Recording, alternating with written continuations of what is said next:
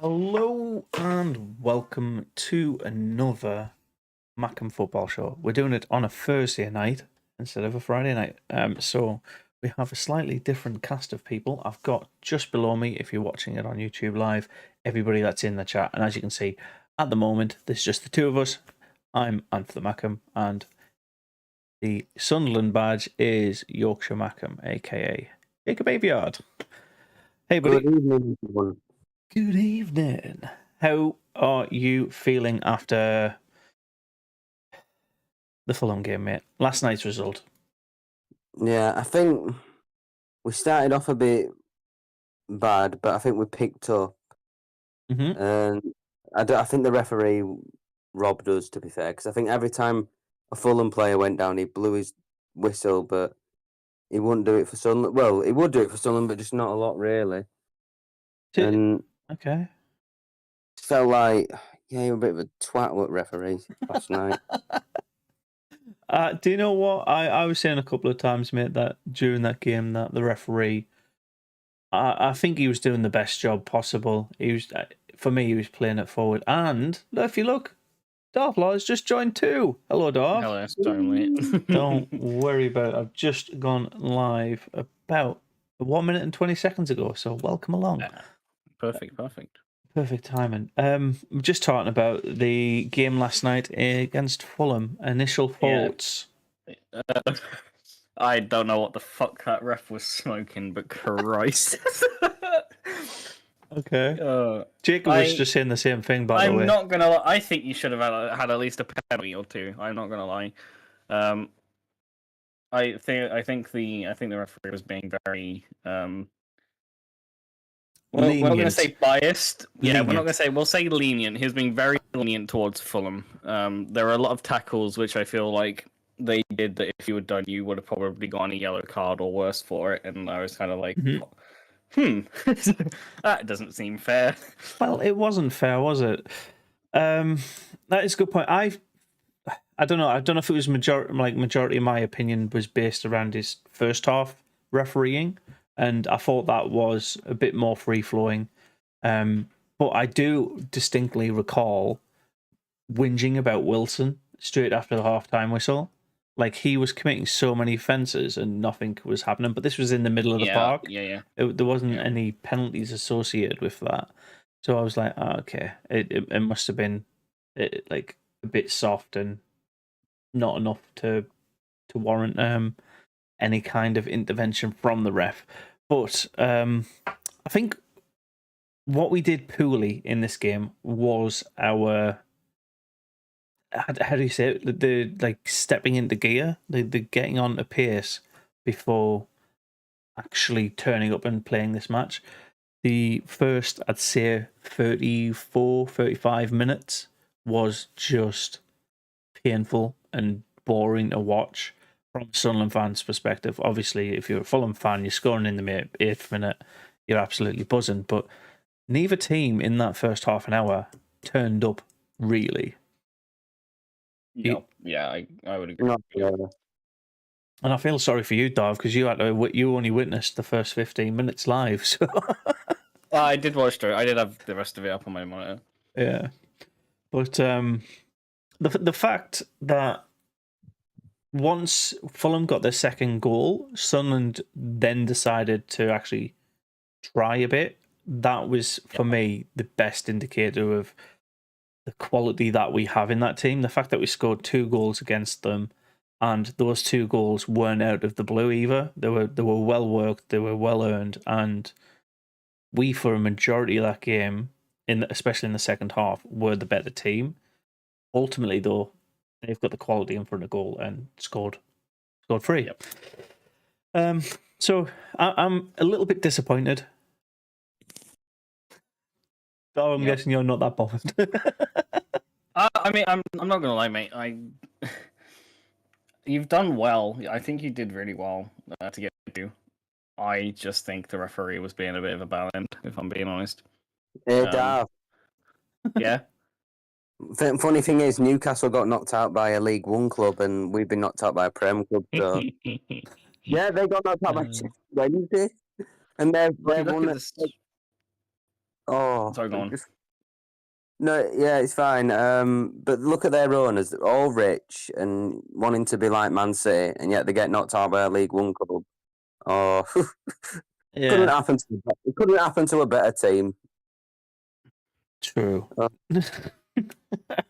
But And they might have a go at us and call us shit. Well, he just got knocked out by a League One club. the way you just said that, the Fulham fans saying about the Sunderland fans halfway through that game, that angered you quite a bit, Jacob. Yeah. But Well, yeah. I get it, but that comes with the territory. When your team's winning, or your team's losing, and you're not really doing anything, you just sat there looking mardy. I can understand the Fulham fans behaving the way they did. I kind of feel like if the shoe was on the other foot, though, mate, we would have done the exact same thing. And the fact that they only brought like 900 people and they had an allocation of 2,500 is just proof.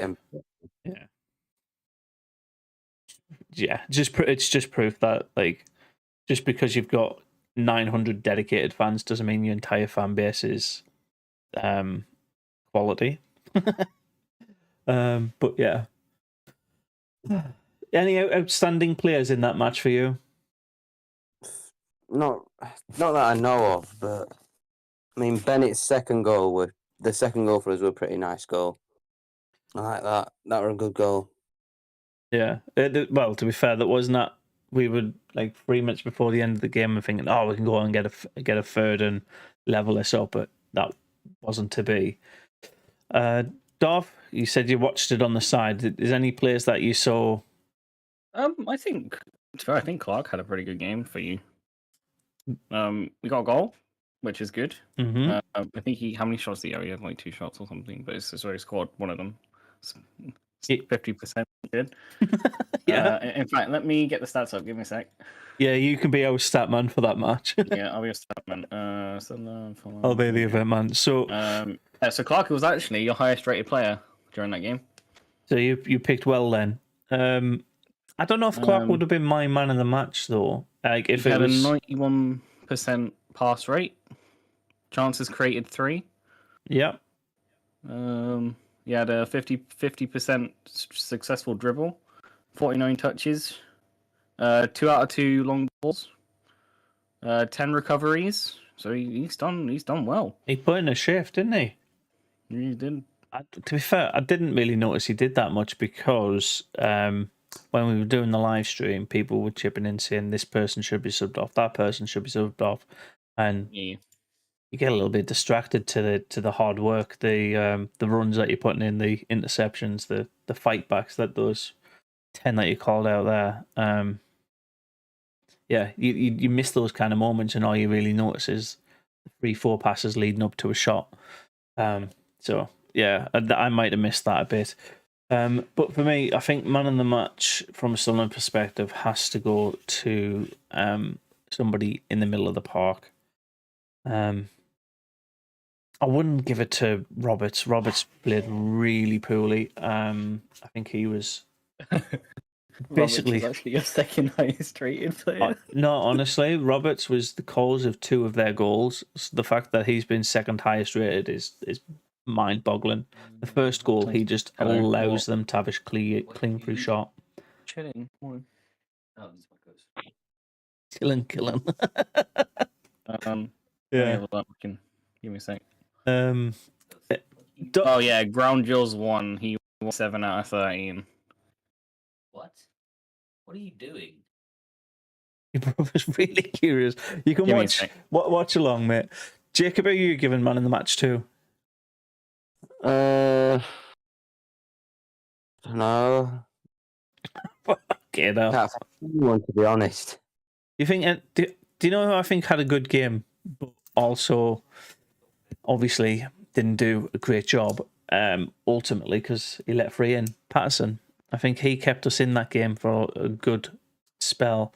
There's a couple of clean shots and clean efforts that against other keepers would have went in. So the fact that the goal. I'm giving a good shout out to Anthony Patterson's effort in that match.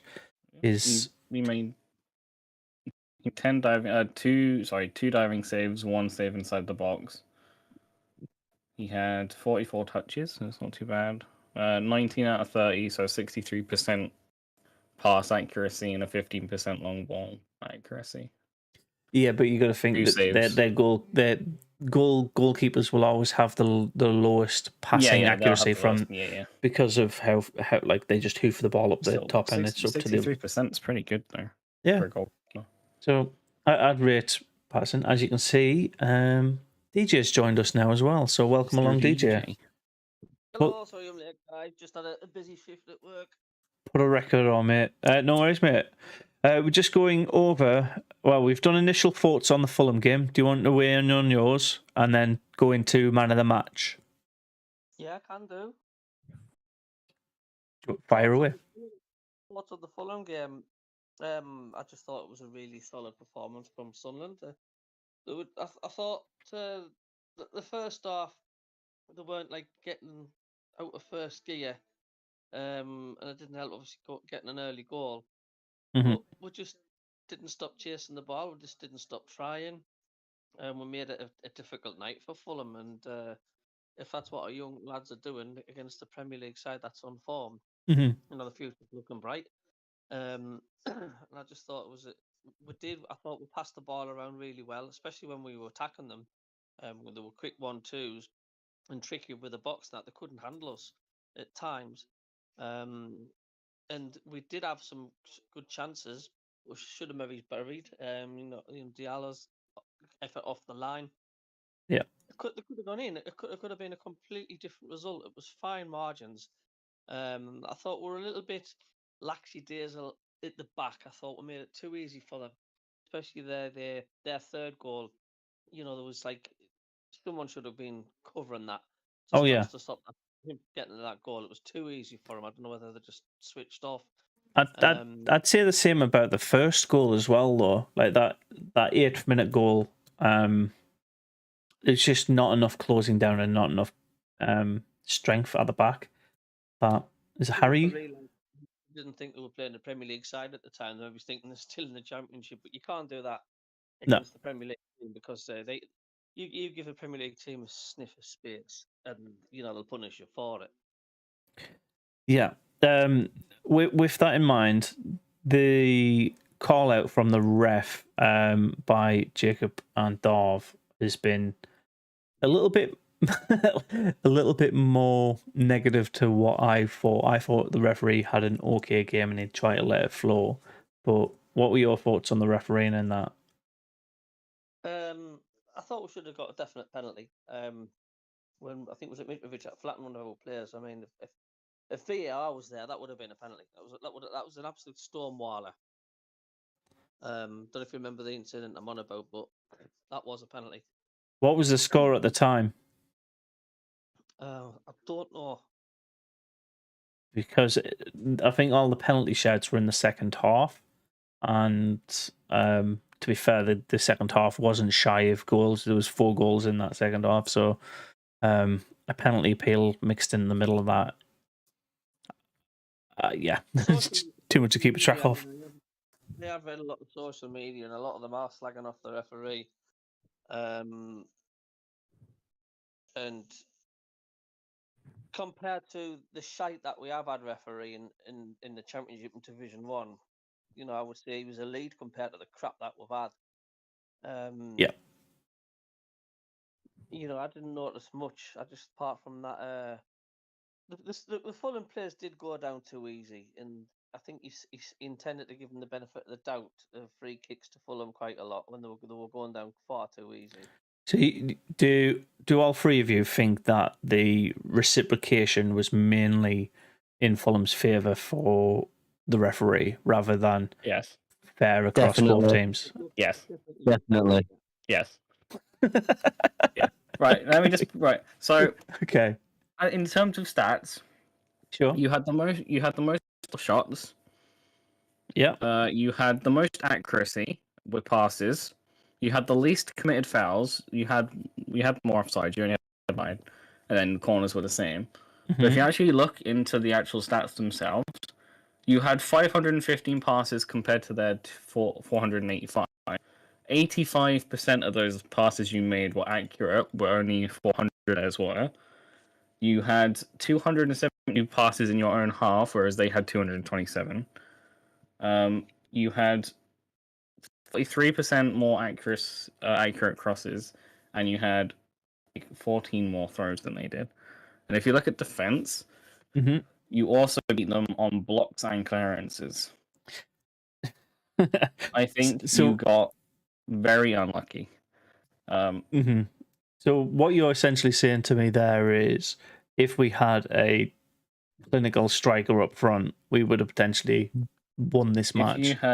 If you had a clinical striker up front, yeah, your defense was holding their own. I know it's an actual playing the game is different, but I like analyzing shit, so I look at the stats and stuff. Stats on paper, if you had like a formal striker up front, you probably would have won the game. So, with that sentence in mind, DJ Jacob, what are your thoughts on Ahmad being the stopgap while Gelhardt was cup tied, cup locked, whatever you call it? He couldn't play the game. I know there was calls from fans that we need somebody like Gelhardt or Stewart up front, but Ahmad? Yeah, we've done it in Championship, really, haven't we? And I think Mowbray thought, let's do the same as what we do in the Championship. So I think it is the best option. But I mean, I would have liked to have seen some of the new ones start more. Perry Ekward, I've liked to seen him start on pitch, to be fair. To be fair, when he did come on, the game changed quite a bit. The dynamic of the team completely shifted once we made a couple of our subs. The Fulham subs at half time, I didn't really understand all that much because the players were playing okay, but they weren't getting the beat off there. Like Carlos Vinicius and Pereira, Mitrovic and Pereira come on for Harrison Vinicius. I can never say his name properly. Those halftime subs for me were baffling, but Pereira and Mitrovic then combined to make that goal just before the hour mark, 2-0. And then I think we kicked in a little bit too late in terms of subs. They go ahead 2-0, and then Mowbray goes, you know what, let's throw the kitchen sink at it. And that nearly worked. Throw the kitchen sink at it, love that. I don't know, like we were the home team and we were playing very defensive for 2/3 of that match. When we actually did show up and stepped out that first gear that you mentioned, DJ, it's a refreshing team to watch. And if we just played the way we did in that last 30 minutes for the entire 90, we would have comfortably won that match, in my humble opinion. It's just, I don't know, a case of we've thrown too much caution to the wind too early. We've got to remember, we did play these like 2 weeks ago and they didn't batter us, so I don't know what the mentality was thinking when they came back up to our ground, that they were just all of a sudden 10 times better than us. It baffles me, but like you said, really good, really encouraging second half performance from the lads, and 2 goals to show for it. The Ahmed Diallo goal. Is it Diallo scored the first goal? Sorry? It was the first goal, yeah. The first goal was fantastic. Yeah, it was that curler into the top bins. Yeah, I just think if we can play more like that in the final half an hour, if we play like that every single game, we'll be rocking this league, no problem. And we could have been playing Leeds in the next round of the FA Cup. But it is what it is, I guess. I don't think Leeds are going to beat Fulham either. I think Fulham will beat Leeds, and then Fulham might get knocked out then, but they could make it all the way to the final. Fulham, you never know. Well, there's only 8 teams left in the tournament, mate. So yeah, That's three matches, and you've got a crowned winner then. DJ, I just remembered you didn't actually give your man of the match. A tricky one, that. I don't know who I would give it to. I thought Clark had a decent game. That's who Dov give it to. I would give it with Clark. I thought Diallo was a bit quiet, but I thought Clark was quite a menace running in. Of course, he took his goal really, really well. I've just remembered. I've got two players mixed up. I thought Clark was to blame for their goal. It wasn't. It was Dan Neil. Dan Neil had a shocker of a game. That's who I'm thinking of. Why though? Tired or was he unfit or what? I don't know. He just looked exhausted. He looked like he either overtrained for it or like woke up 10 minutes before the game started. It was really bizarre. He had a howler. Sorry. So yeah, apologies to Clark, who I said had it was to blame for the opening goal and potentially their second. It wasn't. It was Dan Neil. So yeah, if you give the worst play of the match, I would definitely give that to Dan Neil, which is quite a surprise because he is a talent. It's not an honor that anybody really ever wants to have. Yeah, true. Shall we move on from the FA Cup tie, because since our last football show there has been another game that we played, and that was a 1-1 draw against Millwall. Yeah. Do you recall this match, boys? Or is it too many sleeps ago? No. I still recall it a bit, to be fair. If you want, I'll go through the highlights. They score, we score, game's over. Yeah. 9th minute, and then he scored an 80. We start off bad, and then we pick up a bit, and then get an equaliser. That's pretty much how it went. To be fair, it's a very similar story to how we performed against Fulham. It took them scoring for our team to turn up. So their goal was a corner. The person who scores the goal goes for it, falls over, is on the floor, and then hooks his foot while he's lying down on the floor, and it goes top bins. Do you remember that now? Yeah, that's a bit sloppy, isn't it, when you think about it? Yeah, and our leveller was Dennis Serkin's header from a free kick, which he connects the ball first, and the goalkeeper punches him in the face with both fists, trying to clear the ball. Sorry for those watching on YouTube, I've just punched at the camera. And knocks him out, and he seeks medical attention. And there was that drama around should the goal have stood or not, but our player was not at fault at all. But before the goal goes in, he's got a head and medical injury. So there's a strange little debate there. Do you think our goal should have stood? Yeah. Because I think the guidance is if there is a medical emergency on the pitch, you need to immediately stop the game regardless of what's happening. But essentially... So just end the game and say, right, call it a day.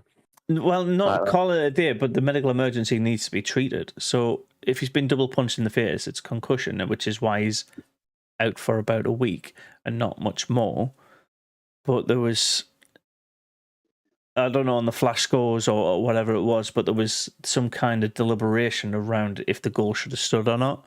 And there was no offside, there was no nothing. There was no like fault from a Sunderland's perspective for our leveller. It was just purely that foul. Do we prioritise the foul and the medical emergency over the goal? And I think luckily for us, we prioritised the goal and then immediately sought the medical attention. This is the space of a second, by the way, so it's like pedantics. I think.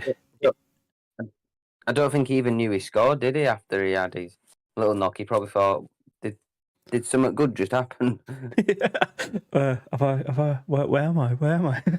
You've just scored. You've just scored, mate. You just scored. We got a point. I'm at a shithole stadium. To be fair, do you know what? Millwall performed exactly how we expected, and I think all four of us put in a draw as the pre-game prediction. I think I went 2-2, 1-1, 0-0s. So yeah, the fact that the game panned out pretty much result-wise how the majority of us expected, I think that might be one of the reasons why we don't recall the match and the events of the match all that much, because it was kind of run of the mill, right? If you on paper. Sorry, just Yeah. a button. Go for it. I've just been looking at your last couple of games. Sure. Was there anything said on why you changed formation for the Fulham game? Yes. So we had no dedicated striker. Okay. So because you've been playing 4-2-3-1 for the last like 6-7 games. And then the following game you played 4-2. Yeah, because the 2 games ago Ross Stewart got injured, and I think he's out for the rest of the season with an Achilles injury. Is that right, DJ Jacob? Yeah. So yeah. Yeah. And then Gelhardt came in for that Millwall game to replace him. We as a fan base were very upset that we only got 1 striker in when we've been calling out for 2 strikers for the past 3 transfer windows. Doesn't seem to happen. No idea why. But yeah, Gelhardt is then cup tied for Fulham, so we're basically putting our midfielders or our attacking minded midfielders up front. So that's the main reason we switched it up in that Fulham game. It's not because I'm sorry to sound a bit crass here. Fulham are anything special. They're not. They're just another team that we've got to beat, or try and beat, should I say? And I think Mowbray's hand was forced a bit in that. Sunderland games aside, past week, is there any interesting news points around the football world that you want to call out? I've got a question. Okay, DJ, shoot for it. If it's not Preston, I'm going to punch you in the dick, DJ. No, not on a Thursday night. What's Sam Allardyce and Bobby Charlton both got in common? I don't know. They're both Geordies, aren't they? No, I'll leave it with you. You can do a bit of homework. All right, Sam Allardyce and Bobby Charlton. Yeah. What have they both got in common? Oh, I bet it's going to seem like they both played at Preston. They're both England players. Obvious, but Well, you said what do they have in common? They're both English. Swear to God, if it comes up with Preston, I'm gonna be. Shout what the F. Yeah. Okay. You said not on a Thursday night, DJ. Are you specifically searching like these tiny nuggets that might Preston mention? Pick a manager and then played from North End from 86 to 1989. what's Preston gonna do with it? Sorry, DJ. What's Preston gonna do with it? Honestly, DJ. right. Any other big news in football that you want to call out this week? I'm going to talk about the Super League. What's this crack about this? Is that the starting to go on about this Super League again? Well, fuck off, right? That would kill football if that actually came in. That's what they said. Thinking about doing it. Football news live. Man United hit FA charge. Man City's latest, and Ronaldo scores 4. So Rashford's been signed for speeding. That's today. Ajax want to sign Liverpool's director of football, Al Nasser and Al Wender. Ronaldo scores 4 goals in that game. Nobody cares. Yeah. In terms of football news this week, I think it is just that Man City financial fair play standpoint I wanted to call out.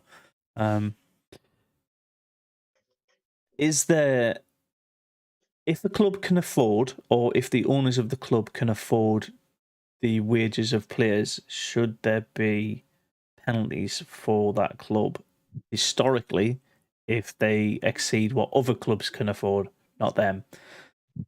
That's a huge debate, but initial thoughts. Davla goes first. 4 years to come out Right. And with a decision. Say that again, DJ, because For the Man City carry on, I've heard it could take up to 4 years to actually come up with a decision, and that's going to hamper Man City a hell of a lot because it's going to affect players wanting to come in. I mean, are they really wanting to get into a club where they could potentially get booted out from the Football League? It's going to cause a lot of uncertainty. So they'll be hopefully Man City, there'll be some answers what the punishment's going to be, if there's any at all.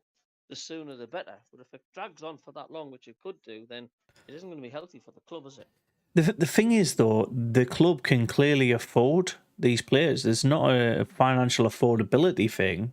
It's more the owners of Man City have got more money than the rest of the league, and then therefore winning titles, getting trophies, and taking away from other clubs that don't have the same level of investment. And my thoughts on it are, if the club can afford it, it doesn't put them in debt. There's no kind of impact on the players' salaries. There's no impact on the infrastructure around the club in terms of on the grounds or the assets of the club, i.e. the Coventry situation a couple of years ago. Where's the issue for Man City? Because they can afford it, and you just got to look at Newcastle right now. I think they're breaking a shit ton of financial fair play rules right now. There have to be. There's no way half them players would come into the club if there's not money being thrown at them, and some dodgy book dealings with academy players going out to level it up. Will Newcastle be retrospectively impacted by it 8 years later, or will it just be one of those things that is the new normal in football? The Premier League is just getting too powerful, and it's like there's only a certain amount of clubs that are just becoming more and more powerful and more dominant, and the money's getting ridiculous. And people have said years and years ago that one day the bubble will burst itself at the Premier League. It'll get too big for its own boot, and it'll collapse. Well, to be fair, mate, I'm on the side of, if you're going to put loads of money into clubs like Newcastle or like Man City or like Chelsea are, and they finish 18th in the league and they've spent all this money and they're tied into these players' contracts, I would just laugh at them, because no amount of money can actually change what happens on the pitch. Ultimately, it does help quite a bit because obviously you've got the best players in the best positions, but if that person doesn't gel with the team, doesn't matter how much money you're going to throw at them, the players don't like the other person. I think ultimately it will eventually be a level playing field. It's just not there yet. Yeah, I think money really has taken over, and it's just a joke. It's a bit of a joke. Right, Dov, I'm really interested on your thoughts around that, because you are a Liverpool fan and you've invested quite heavily in the last decade, but not to the levels of Chelsea and Man City. Or Man United, even.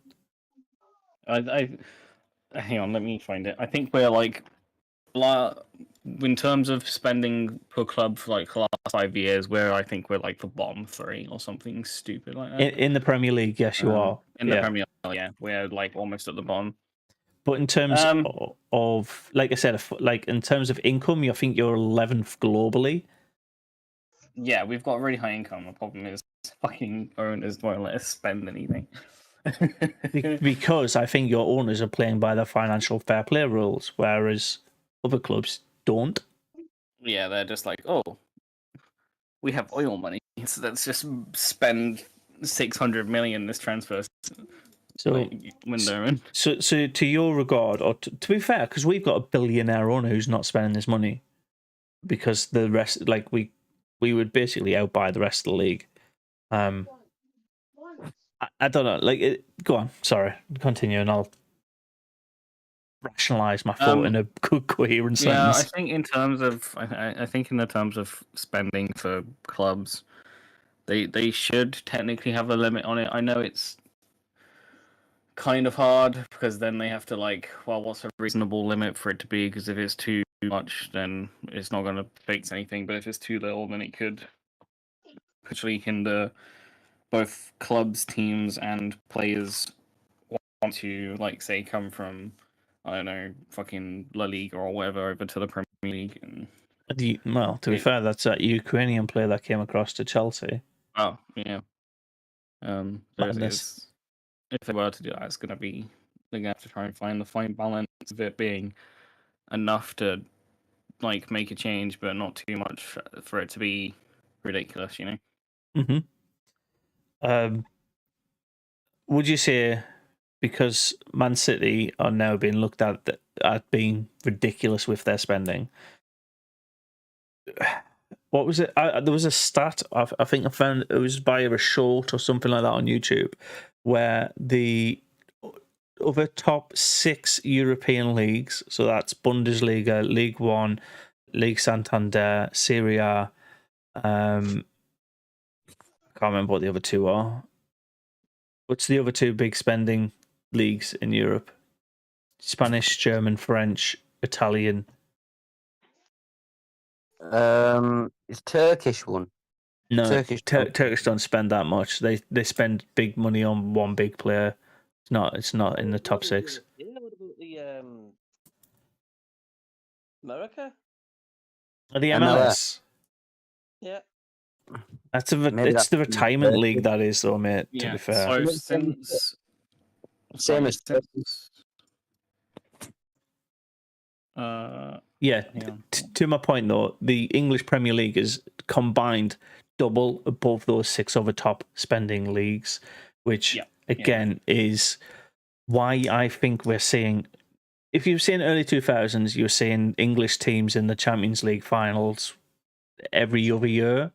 But now, I think in the last 8 or the last 16, there's pretty much guaranteed 3 or 4 English teams still in the competition.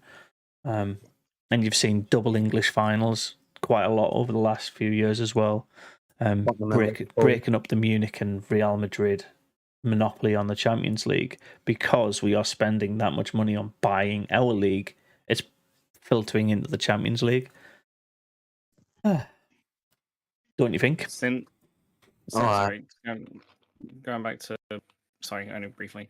Going back to City's spending since the 2016-2017 season, they've spent 1.1 billion. 1.1 billion in what? 4 years? 5 years? Wow. That is more than I think the entire rest of the pyramid outside the Premier League combined for the last 20 years. There's nowhere 1.1 billion been spent. Second highest is United with just over 1 billion. That barrier is way too big. Yeah, so that's 2 billion between 2 clubs that's been spent in the last 5 years. And that's why financial fair play needs to come in. And I think Newcastle are trying to become that. Man United have done it and not really found any success from it. Yeah, they finished in the top 6 pretty much consistently since Moyes left, but they've never won the league. So you're not really buying anything with all that money being thrown at it. So yeah, that's the one extra thing I wanted to call out. That's been big news this week. Do you want to have your extra thoughts on that though, boys? Well, it's just ridiculous, isn't it? How money's got that bad in football. I don't particularly see it as a bad thing if the club itself can afford it. It does mean that the best talent just all goes to that one place, though.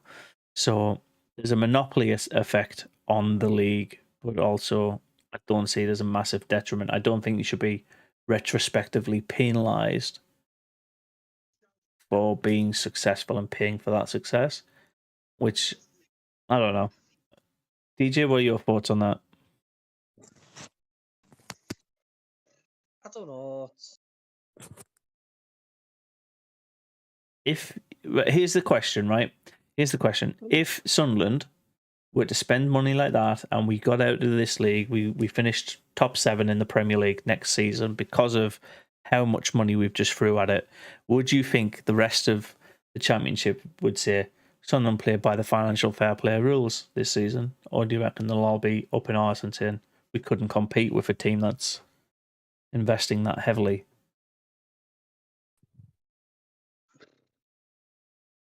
I don't know. It's a bit of both. Okay. Jacob, what are you thinking? Well, I know that.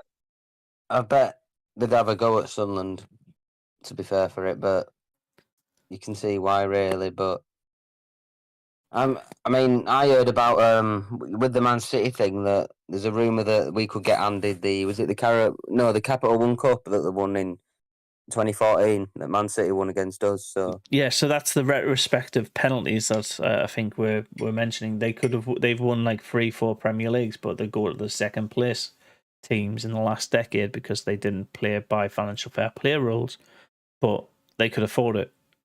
That's my point. Like, if they could afford it, where's the harm from their club and their infrastructure's perspective? yeah, Like, if it leads to a situation where like Coventry, Wimbledon, where stuff like that happens, I can completely see why the financial fair play rules would retrospectively damage them. Really good example of this actually is Derby County, early 2000s, throwing money at the league, and but really, they went into some shit, didn't they? they went into administration because the club couldn't afford the money that they were throwing at it. That's where I think it's a massive issue. The likes of Man City have got the nous to afford it long term. Yeah, I'm not sure if they'll ever come back though. Bury, will they? Bury, no, they've set up a new team and it's unassociated with that. But yeah, the point is essentially, I don't think Man City should be retrospectively penalised. I think they should be restricted on what they can do in the next couple of windows. Very similar to how Chelsea were restricted with the Russian ownership rules at the start of last season and this season. They couldn't make signings through the current ownership, so they had to sell the club on to the new American owners. Or they had to sell the club on, which ended up to be the new American owners. But yeah, that's my point. I don't think if a club can afford it, that they should be retrospectively damaged. I think there should just be sanctions put on them going forward, and that way they're not throwing money at 12 players that essentially buys the league. They're buying 2 free key players that helps improve their current roster. That's my take on it. It might not be the popular opinion, but if anybody wants to challenge it, I'm more than happy for you to do that. Yeah. Cool. All right. Right. So we've done a couple of things, and next I want to talk a little bit about the league and our next opposition, Reading. We'll do predictions for the Reading game first. I'll do it in picture order, so backwards to front. Jacob, what are you saying the Reading result's going to be? And I'm putting this down as your official prediction. All right. I'm gonna go with I'm gonna go with a 3-1 Sunderland win. Perfect. And that's because of Reading's away form. It's not too great, but of course you never know in football, do you? But generally, I've looked at Reading's away form, and it's not that good. So I'm quite confident going into this game due to Reading's form. While you've got a couple of seconds, then Dov, check up the stats for Reading away. That's literally what I'm doing now. How did you know? Because I was tempted too. Oh, that's so funny. DJ, what are you saying for the Reading game? I think Sunderland 3-0. If they can perform like they have been doing, Mm-hmm. they'll have far too much for them if they perform. But you just don't know for Sunderland, do you? But the talent that we have got, I think we'll have too much for them. There we are. And Statman Dov, what you said. Statman. Bring me a dream. Yeah, I think you're probably gonna win. I'm gonna go with a 2-0. 2-0, okay. I'm gonna go with a 2-0. So 2-0 Sunderland, perfect.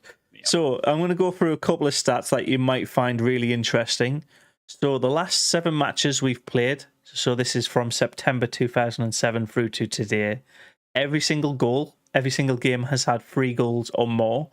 You had 3-0, 2-2, 3-1, 2-1, 3-0, 2-1, 2-1. So there's definitely goals in these games, historically. At the Stadium of Light, Sunderland have won, apart from that obviously terrible 2017 season where we got relegated, they beat us 3-1. We have won when we are pretty much on top at the Stadium of Light, and we usually win quite comfortably. So I'm going to say we're going to match it exactly like DJ said. I'm going to say Sunderland 3-0 because, I don't know, we if we've got Gillard up front and we play him for the full 90 minutes and he is actually that creative target man going forward, I think we've got a really good chance. And another fact, last time we played them, they were in the playoffs. We were bottom half of the table and we beat them 3-0. Now, roles are reversed. They're 16th, we're 9th, and we're firing on all cylinders and they're in a bit of a rut. So, yeah.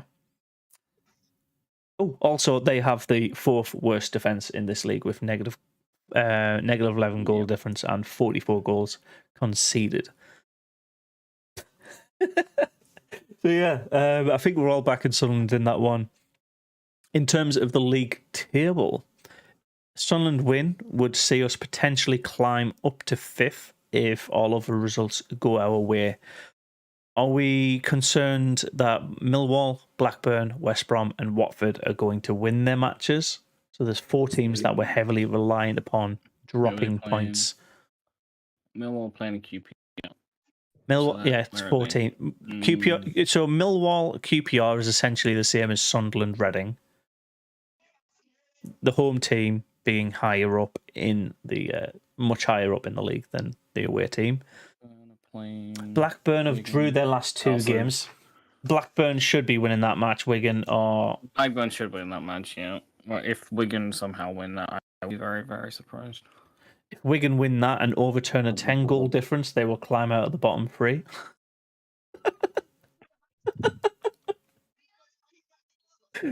Reading also have a minus 11 goal difference, so... Yes. No, I mean, if Wigan beat Blackburn Rovers... If Wigan beat Blackburn, I'll laugh. You'll laugh. Okay, I thought you were going to say you'll eat something there. I was going to say I'll eat a shoe, but yeah, it might happen. I've got a challenge for you. If Wigan win, you have to eat trotters. Oh, Absolutely no. Not. Absolutely not. DJ... Not even for £1 million. Not my tea. I was going to say, DJ would not like you taking this food off his plate. Not even for £1 million. I keep telling you. I've smelt it, mate. It's not nice. Oh. Right, what? I reckon DJ sucks toes. Oh, dude. Why did you bring that up? Because he likes eating pig's feet. You might have a feet fetish, you never know. Pickled pig's feet's nice.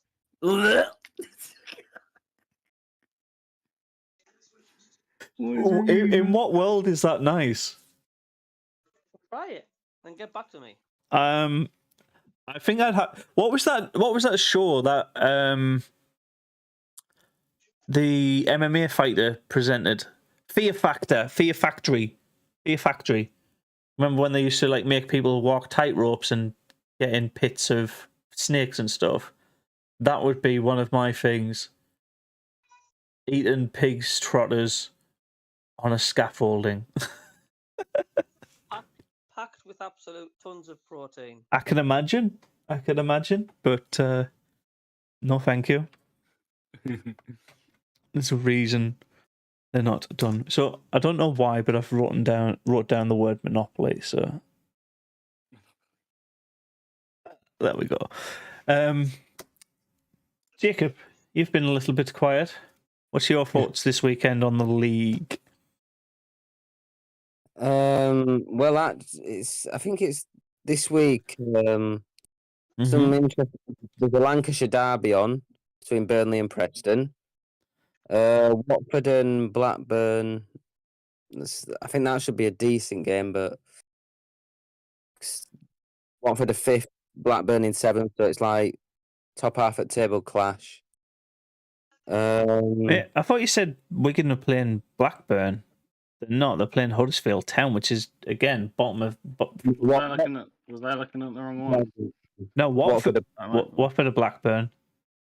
Well, Huddersfield and Wigan, which is like relegation clash, isn't it? So. Oh, I was looking at the wrong one. They played Blackburn on Monday. My bad. That was 0-0. Yeah. I was looking at the wrong one. Fucking hell. We were acting like Wigan were going to get absolutely trounced in it. I mean, to be fair, for them to draw that's still pretty bad. Well, Wigan. They kept a clean sheet for once. Wigan could pull it off against Huddersfield, couldn't they? Maybe they could maybe pull it off, but you never know with Wigan. They're literally 2 points apart from each other. Right, so I've got a stat board which tells you points per game on form. So in the Blackpool Rotherham, that's 0.93 to 0.8, so they're close. Bristol City, Norwich City is 1.27 to 1.64, so Norwich are favoured to win. The Burnley Preston, obviously Burnley are just winning pretty much everything, so Burnley are clear favourites. Cardiff Middlesbrough is actually surprisingly close based on home and away form, 1.13 to 1.27. Coventry and Luton, 1.68 to 1.8. Basically, every tie this weekend, apart from the Sheffield United Swansea game, the Sunderland Reading, and the Watford Blackburn Rovers games, are heavily like really, really tight. Sunderland are massively favoured. Sheffield United are massively favoured, and Watford are massively favoured. Would you say beyond what it says on paper, is any of those that you can see as being potential upsets? Well, I think Wigan and Huddersfield could be an upset. I think because I know Huddersfield are above Wigan, but they're both at the bottom three, though, aren't they? Yeah, Huddersfield are still not great. What did you? I reckon Preston will beat Burnley. Really? Nah. Yeah, well, they're without a manager, aren't they, Preston? So I think they've got no pressure on them in the dressing rooms. I think they'll go for it. They just want to show that the next guy who's coming in to take charge, like their places are. Absolutely. I think Preston will win. Fair enough. I don't see it happening personally, but if it does, it'll be an entertaining match to watch. Yeah, I think the potential upsets for this weekend for me might be Cardiff City against Middlesbrough. Middlesbrough don't travel that well away from home, especially when it's over 6 hours. So, like, they do well in the northwest, the northeast, the down the M1, but when they travel more than that into London or the south of the country, they struggle massively, and Wales will be no different. And I can't really see any other ones other than that. That might be an upset, to be fair. Yeah. We'll see what happens on Saturday, I guess, with that. Cool. For Reading? Sorry? Do you think it'll be a decentish crowd? I'm going to go for about 35,000, I'd say. At Reading? No, Sunderland playing at home, aren't they?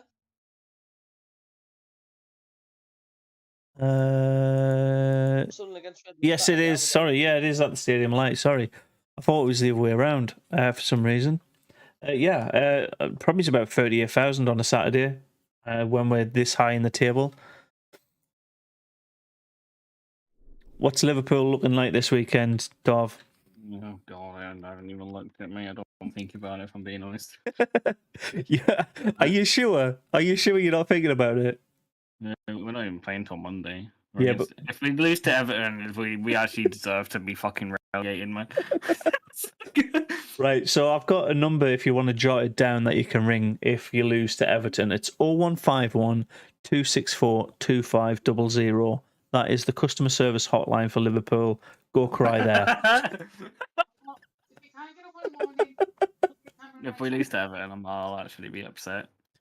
Well, to be fair, Everton, I would like to see Everton in the Championship just because it massively changes up the Premier League look. Last time Everton were outside of the Premier League was in the 1950s. So Yeah, I would like to see Everton down just because I've got nothing against the club. I just think it'd be a change. It'd be something new, and it'd be interesting to see how they do in the Championship and that. exactly. Will they instant bounce back, or will they cement themselves as the new Stoke-on-Trent?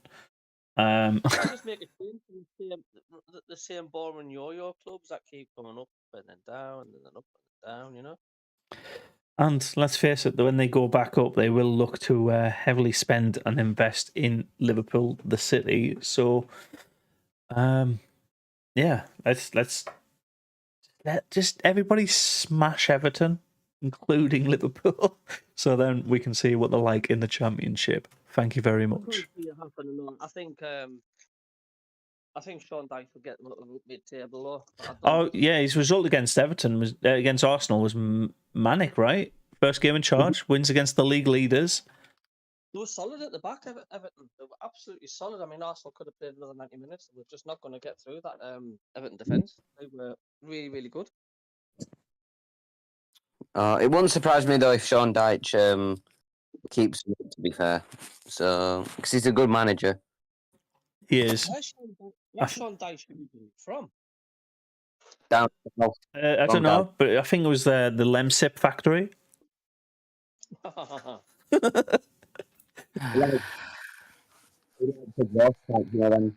Smoke exhaust pipes. That's why his voice is so deep. Maybe. Kettering. Where's Kettering? Down south. Northampton Shire. Where's that? That's Midlands, mate. Kettering's Midlands. He's near a place called Wicksteed Park. No idea. Yeah, but Burnley though, didn't he, Sean Dyche? Sorry? I said he did a good job at Burnley. He did a brilliant job at Burnley. I'm not too sure why it faded out in the end, but ultimately I think that's what happens with most managers. Yeah. He was there from 2012 till 2022 was Sean Dyche, so that's a long time. 2012 to 2022. Yeah, that's a decade in charge. I'll ask you all one last question. So for your respective clubs, so basically for Dov, Klopp, and for us, Tony Mowbray, do you see your gaffer being in charge of your club by the end of this season? Or should I say for the start of next campaign? I say yes for Sunderland. Tony, so you think we're going to have a consistent manager over the summer break? Yeah. That's a big take. DJ? Do I think we'll still have Tony Mowbray? Yeah? No, do you think Tony Mowbray will still be in charge come the start of next season? I don't see why not. I mean, so far so good. As far as I'm concerned, I did doubt him. But the objective is this. Well, the objective is this season to stay in this league. I don't know. I said this the other day. It depends on what Sunderland's goal is. Are they wanting to stay in the Championship for a few seasons to get established, or would they wanting to push for the Premier League next season?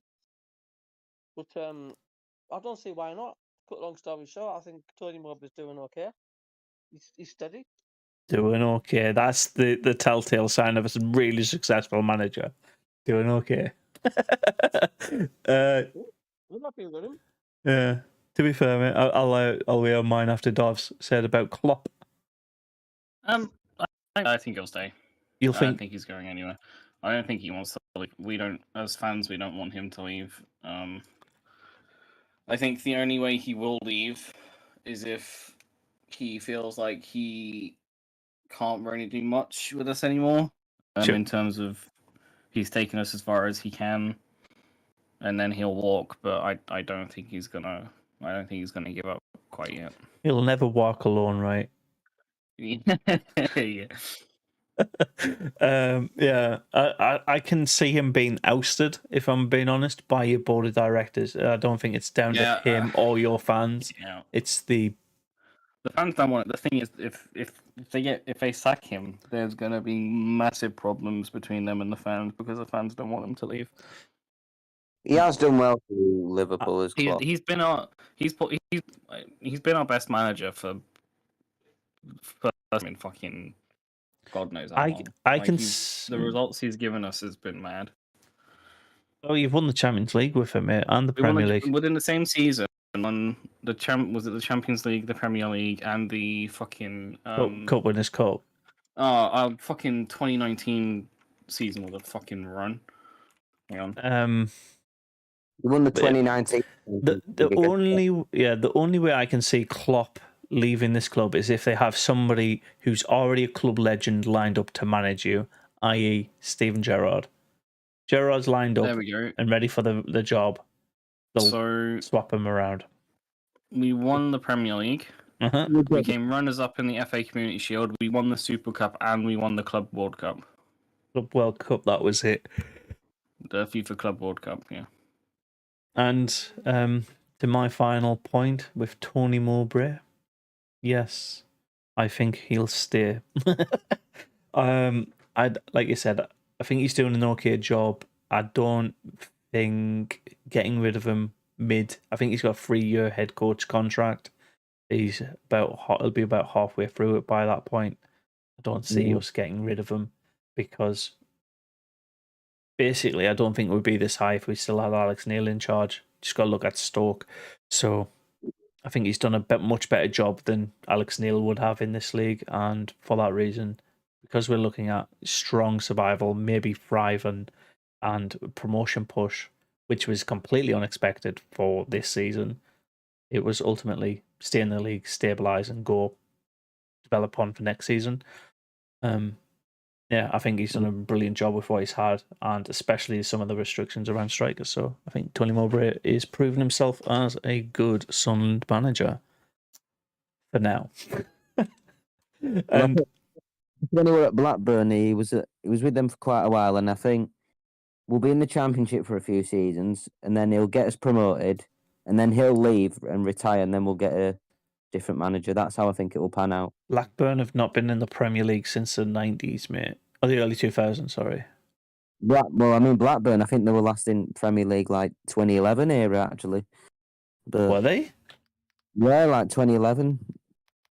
Around then. I can't remember Blackburn playing us in the Prem, mate. I can. I remember we beat them 2-1 once, but forgot who scored. But at the end of the 2000-2001 season, and won the League Cup in 2002, and the relegated again in 2003. Yeah, okay, so it is early 2000s. Interesting. Anyways, right, we'll wrap it up there. Thank you very much, lads, for being on it. I appreciate it today early, so been a bit calmer than normal. We'll catch up after my long weekend away in Belgium. So thank you very much. Catch you next one. Bye-bye. How well, lads?